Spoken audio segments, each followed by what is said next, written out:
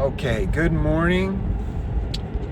It is the 12th of December, 2025, a Friday. I want to bring some things to light that have come to my understanding. I just listened to all 91 chapters of the book of Jasher, Jasher, which was found in the Dead Sea Scrolls.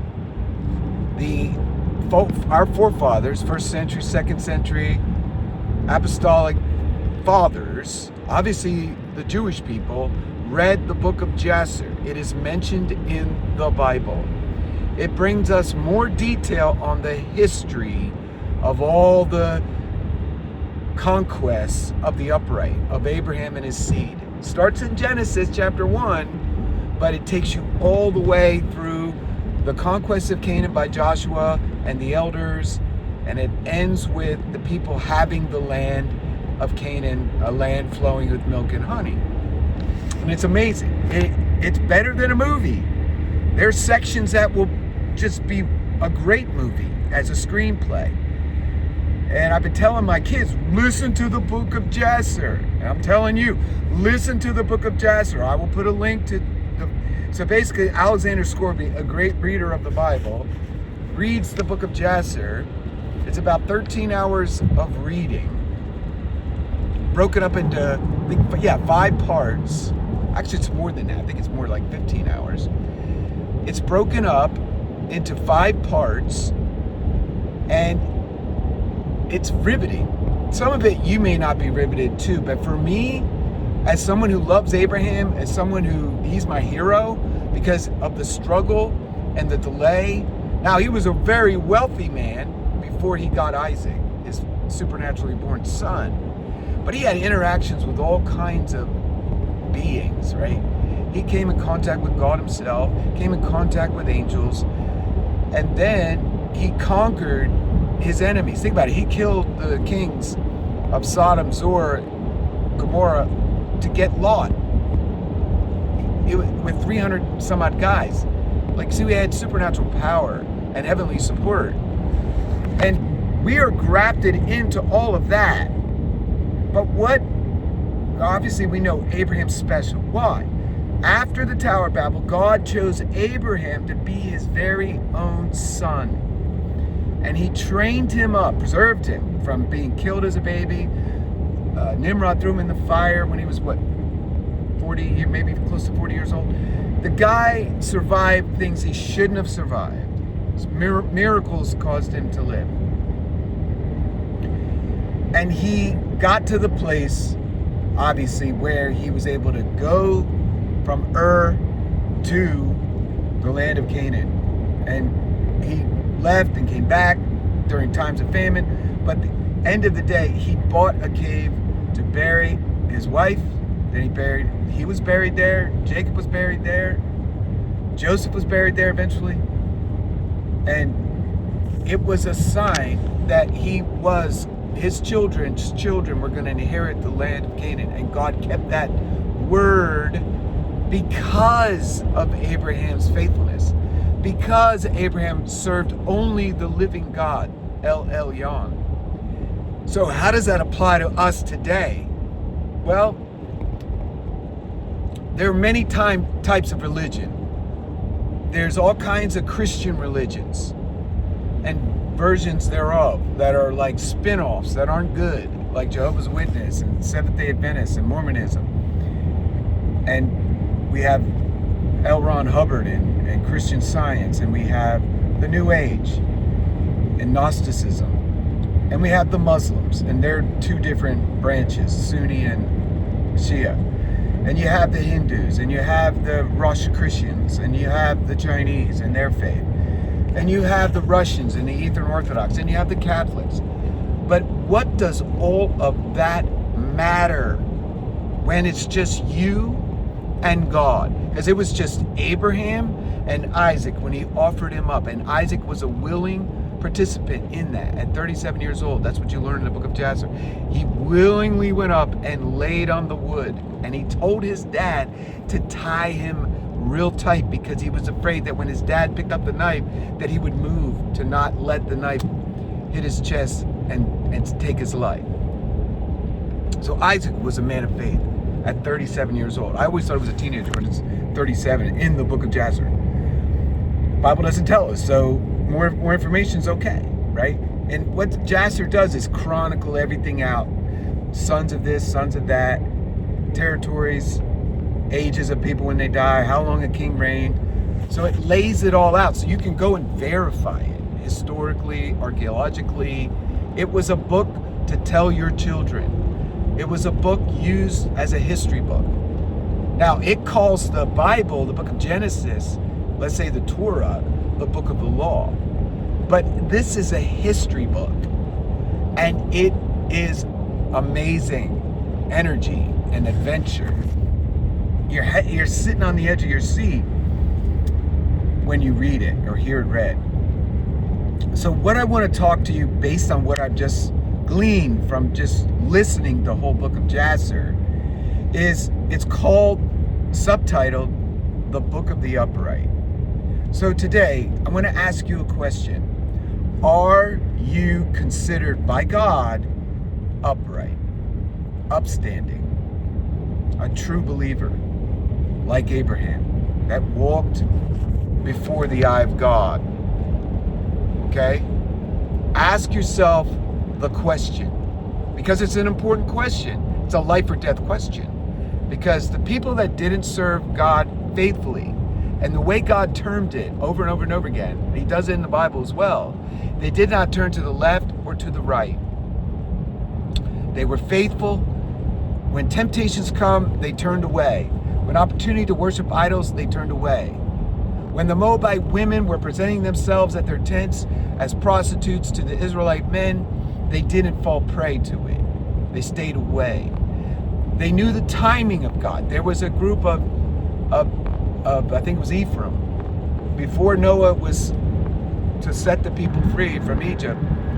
This 30,000 men tried to revolt, and God killed, I don't know if he killed them all, but he killed a whole bunch of them. And they went back and dwelt with the Israelites in Goshen because it wasn't the right time. So time is critical. If you're an upright person, you operate in God's time.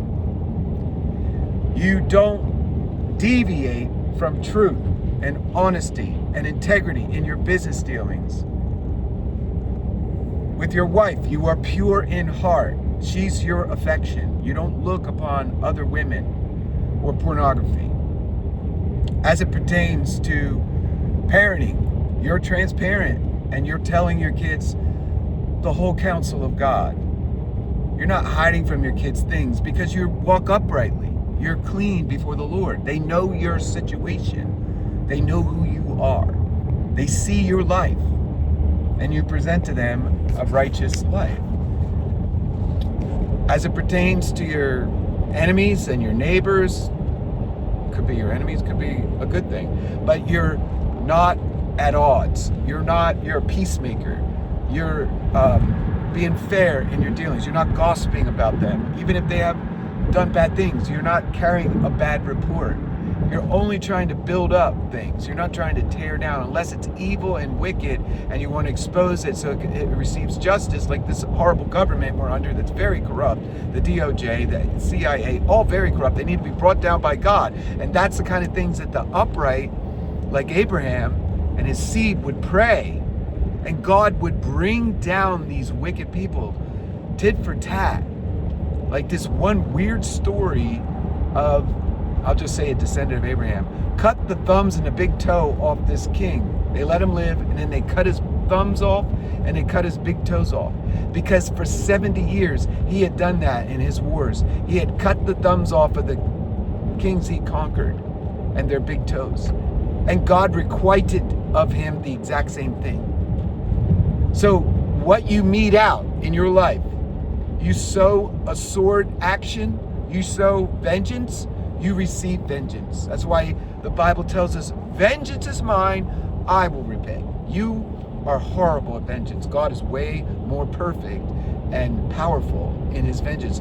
And believe me, if you are an upright man or woman, you will be avenged. Like for me, I have many people that have hurt me, like for no reason. Like I worked hard, they took my money. I worked hard, they took my sales and I didn't get commission. Or they fired me because I was exposing things in the company that weren't good. I mean, these are real things that have happened to me. I remember, like, solar is rife with lying and deception in the sales force. They just make stuff up. And I would just say, you can't sell like this. You can't talk like this.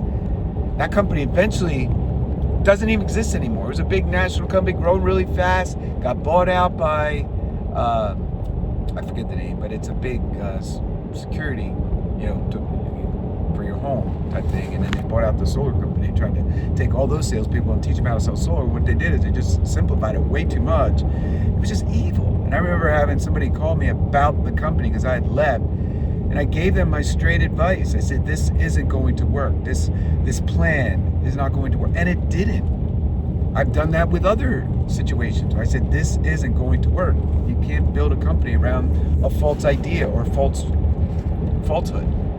So uprightness is practical. It's how you talk. It's how you walk. It's how you live before God. So I'm just going to read to you a man by the name of Job, described in chapter 1 of Job. This is what God says, the Bible says about Job. There was a man in the land of Uz whose name was Job. And that man was blameless and upright, one who feared God and shunned evil. And listen to this. I'll just keep reading. I'm sorry, I won't jump ahead. He had 7 sons and 3 daughters were born to him. And his possessions were 7,000 sheep, 3,000 camels, 500 yoke of oxen, 500 female donkeys, and a very large household. So that this man was the greatest man of all the people of the East. And his sons would go out and feast in their houses, each on his appointed day, and would send and invite their sisters and eat and drink with them. So it was, when the days of feasting had run their course, that Job would send and sanctify them. And he would rise early in the morning and offer burnt sacrifices according to the number of them all. For Job said, it may be that my sons have sinned and cursed God in their hearts. Thus Job did regularly. So as parents, our kids go to college, they go to a party, maybe they lay with a woman or a man they shouldn't. And we got to rise up and ask God to forgive them of their sins, of violating God's holy law, which is simply fearing God and walking uprightly. Your body belongs to the Lord. Your sexual organs belong to the Lord. Your mouth belongs to the Lord. Your work, your mind, your dreams, they belong to God. He gave you breath. He gave you heartbeats. He gave you a brain that can think. He gave you his spirit. He gave you ideas. All of this comes from God. And he wants your honor and your fear. And our children, in a world where there is no fear of God, which is what we're trying to restore with Tree of Life Farms, we are seeking, and we will do, restore the fear of the Lord. And we're going to need God's power. We're going to need miracles. We're going to need shakings. We're going to need words of knowledge. I don't know. We're going to have to cast out demons, tell them to go to the outer darkness, and they're going to flee. And then people will know that God is amongst us. And that's what happened in the days of old. People knew when Judah shrieked as loud as he could, the earth shook. And they knew that was the voice of God in a man. So what we've inherited in Abraham, by being grafted into Jesse, being grafted into the tree, that is the seed of Abraham, we have inherited that power. The same God that was over Abraham is over us today and over Job. then, before the law. Job was before Moses. He was of the ancient times, of the days of Abraham, the sojourners, the pilgrims, the whatever age they call that. They walked about. They moved their cattle. They had tents. They were like houses, though. They weren't like little tents you pop up. No, they were like made of goat hair, and they were heated. And they had running water, or they had water. They had a shower. They had the stuff. They had furniture. They were nice. I stayed in a Bedouin tent. It was built on wood, like a deck, and it was like a house. So that's the time of Job. That's the time of Abraham, Isaac, and Jacob. And then eventually cities, well, during the days of Jacob, cities were built. And, you know, during the days of Abraham, even, you have Pharaoh building cities. But the Job days was more of a patriarchal, sojourning, grazing, moving your cows to different parts of the land, because they need all that grass, right? So you're gonna keep moving them. And Job was called a man who feared God and shunned evil. You are an upright person today if you fear God and shun evil. My question then is, before God today, as you think about what I've just said, ask yourself, do I fear God so much so that I can't tell any kind of mistruth, or whatever you want to call that, a white lie? When someone asks me for you don't have to tell them everything. No, that's transparency, that's foolish. But when you are in a situation where you have to tell the truth to your wife about something, or to your children about something, maybe just something stupid, whatever, you tell the truth. You fear God and you shun evil. A bribe comes your way. You work in Congress. I mean, think about all those poor people. They are bribed. A person who shuns evil doesn't take a bribe. A governor doesn't take a bribe. A congressperson doesn't take a bribe. How many of our politicians refuse to take bribes and shun evil? So they're not our models. They're not our example. They're not righteous. They're not upright. So we are governed by people who are not upright. So what are we then to do? We then have to take claim of our lives and our sojourning, because the eye of God is looking straight down upon us, and we have to live before his eye, not before the government, but before his eye. May God bless this word to the benefit of your heart and to the edification of your soul. Shalom.